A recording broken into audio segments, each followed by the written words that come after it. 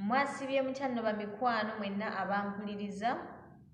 Welcome back on my YouTube channel gwe wenna andaba.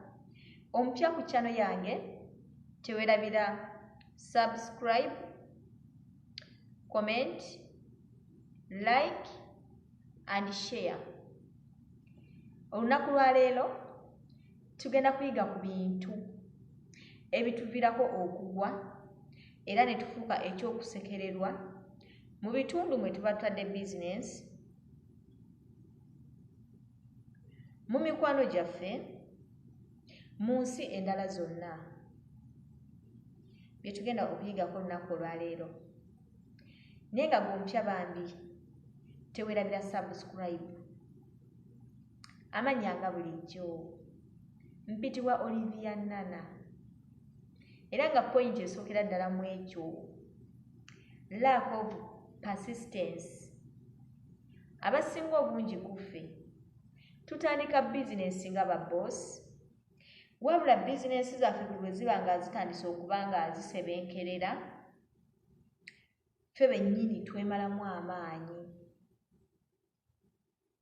Buli we tuba ne pulojekiti nga ffe babosi ababa zitandikawo ne tulaba nga zitandise okugwamu oba okusebenkerera, twemalamu amaanyi bambi ne tuzirekawo ne tutambula ne tugenda. Kwegamba ffe abasinga mmwe abampuliriza temusobola kulemerako, ate nga mu kyonna oba olina kulemerako ku kintu ekyo ky'otandise. Gwagamba nti natandika boutique naye ng'ogiraba etandise okuba nga eggwamu amaanyi, olina kulemerako so si kugireka. Oba okitegedde mukwano? Point number 2, lack of discipline. Abamu ku mmwe munaasonyiwa obagamba ekintu kino, temulina mpisa ku mirimu gyammwe, temulina mpisa ku pulojekiti zammwe ze mwatandika. Buli w'onoobeerawo nga gwe toli mwetawaaze era osobola okugwa. So fuba nnyo okubeera nga naawe okola ki? Obeera mwetawaaze mu ekyo ekintu ky'okola. Then point number 3, poor self-esteem. Abamu ku mmwe temusobola kweyogerako mu bizinesi zammwe nga muzikoze. Temusobola kuyimirirawo, temusobola kwennyonnyolako. Mazima gwe n'okola ebizigo naye nga tosobola kwogerera prodakiti eyo. Olowooza wonaaba toyogeredde kintu ky'okola, ani anaakikwogerera? Gw'atunda mu katale, otembeya amasowaani oba amasepiki, ye gwe okwogerera bizinesi eyo gy'oba okutteko oba gy'obeera okola. Naye mazima n'osanga oli ng'alina edduuka lya bizigo, atabula ekizigo, kasitoma najja n'abaako ne byamubuuza naye nga tasobola kwogerera kizigo ekyo era nga tasobola kinnyonnyola. N'obeera ng'oliyo mazima oli mulimi oba ng'oli mulunzi naye nga tosobola kwogerera nkoko ezo z'olunda, tosobola kwogerera nte ezo oba mbuzi, gulowooza ani anaayimirirawo? Okimanyi ng'ekyo kisobola okuviirako okugwa. Poor self-esteem. Bannaye muyige okuba nga muyimirirawo okwo nammwe. Then point number 4, dismissal of past mistakes. Abamu ku mmwe abampuliriza mwerabira ensobi ze mwayitamu ne mutakimanya nti mu nsobi zaffe ezo ze tuyigiramu. Buli w'onoobeerawo gwe ensobi ze wayitamu at first n'ozisuula, tojja kusobola kumalako. Kambawo example. Abakyala abasinga ennaku zino tetukyanywera mu bufumbo obusookera ddala. Era nga gw'oli ampuliriza oli mulava essaawa eno, bw'oba nga weerabira ensobi ze wasooka oyitamu mu bufumbo obwasooka, bebi naawe oli wagenda kulema.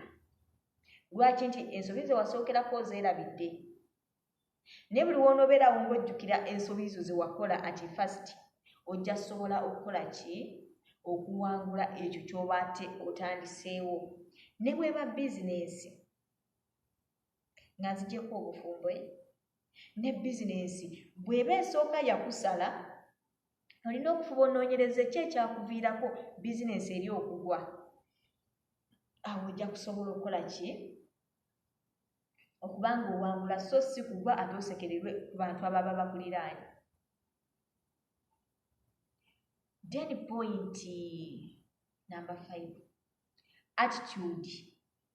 Abasinga obungi ku mmwe munasonyiwa kibagamba empisa era temulina. Attitude eno egwako ne wali mu mpisa. Munasonyiwa okyogerako. Abasinga musukkayo mwandikomye naddala nga mukoze ku bizinesi. Naddala ng'olaba nti wooli oliko waggulu, musukka we mwandikomye. Attitude ezo ze njogerako. Ngenda bawako sample nti omuntu ayinza okubeera n'akola bizinesi n'atutumuka mu kitundu ky'alimu era ng'edduuka lye lijjuza. Naye olw'empisa gye yeeyisaamu embi oba embeera ze yeeyisaamu embi n'oddayo okuyitawo mu mwaka nga gumu nga yagwa. That facility attitude ze njogerako. Kugamba gwe n'obeerawo ng'abantu bakwetamwa ku dduuka lyo, banaye omukazi ayogera bubi, bannange omukyalo oyo amiima, omusajja oyo alina enjogera embi mu bizinensi, ogenda oyagala kino yina n'akuddamu bw'ati ne bw'ati. Ezo embeera ze njogerako. Kino ekintu kiviirako n'abayimbi abamu okugwa. Ekyamazima asobola okujja n'akuba hit omwaka ogwo n'atambula buli wamu ensi yonna n'emumanya. Naye olw'enneeyisaaye embi, attitude eyo gye njogerako endowooza mutandise ogitegeeraye, n'agwa n'asirika. Bayimbi banene batandika omwogerako, bamaneja babasooka omukolerako yabeerabira, bonna ne baba nga bakola ki, bamwogerako olw'enneeyisa gy'abadde yeekola ki, yeeyisaamu olwotagudde. Attitude zaffe banaye tuzirongoose. Then point number 6, rationalization, making a business more efficient. Kitegeeza nti abasinga obungi ku mmwe temwagala kgenda ku resources. Nga gwe ekyamazima bw'okola bizinesi yonna oyagala kubeerawo bakuleetera ebuleetezi bintu. Otunda mata, otunda soda, otunda buviiri bw'abakyala bizigo, otunda ngoye, ebintu bingi batunda. Otunda migaati, otunda nkoko. Waliwo zino enkoko zetulya ku makubo. Gwe ng'obeerawo olinda mmotoka yeba ebikuleetera, toyagala kgenda ku source, olina hardware.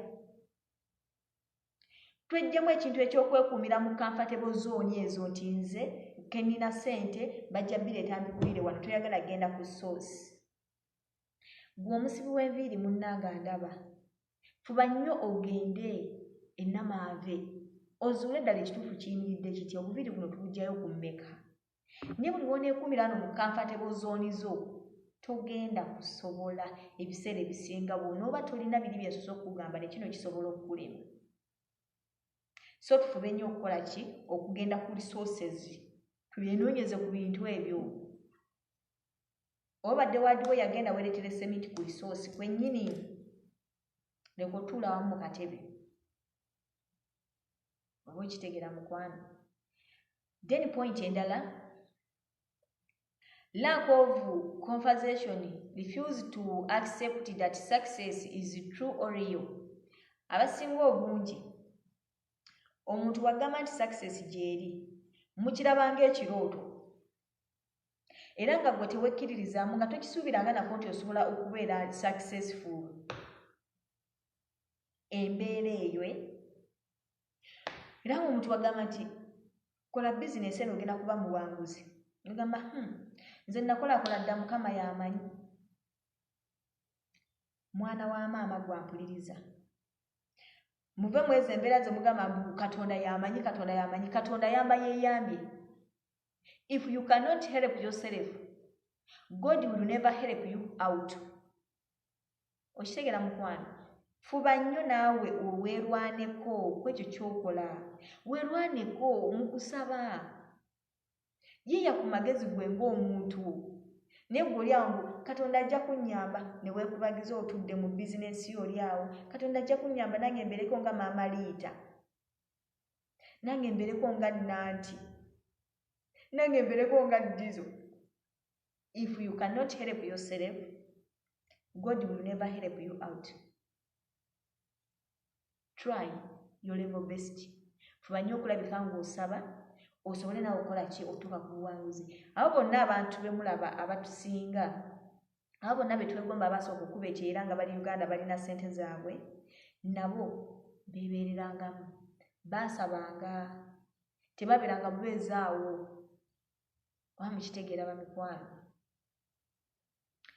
Then nga mpa waggulu mbagamba bwe nti mwenna abawuliriza omulamwa gwa leero, tweggyemu negativities mu bulamu bwaffe, tweggyemu embeera y'okulowooza nti tetusobola. Mukitegeera? Tweggyemu embeera ey'okulowooza nti naffe tetukola ki, tetusobola. Mukwano osobola. Buli mugagga yenna gw'olaba manya nti alina bwe yasookera, teyatandikirawo w'omulaba. Ate nno ab'edda abo baali bulala nannyo, tebalinagako budde bujja ku kyey'okuba kyeyo nti balinnya ennyonyi. Naye ate gwe ofunye chance olinnye ne ku nnyonyi, omwezi okolera emitwalo 750 oba 8 oba kakadde. Naye ng'ate oli gwe weegomba Uganda, ye yatambuzanga bintu nga biri mu nnusu 10, 20, essaawa eno gwe ate sizookoleramu. Obudde bukyuka era n'ebintu bikyuka. So yessaawa otandika okwerwanako. Tweggyemu endowooza ezo, tweggyemu negativity ezo mu bulamu bwaffe, mu bwongo tubisiimuliremu ddala. Mukitegedde bamikwano? Asigadde nga ye Olivia Nana, naye nga gwe wenna ndabye tewerabira kusheyaringirako munno, atanna subscribinga bambi. Subscribe, comment, like and share. Na buli woba olabye munnayuganda munno fuba nnyo omukolerako ku kintu ng'ekyo. Mbaagala nnyo mwenna.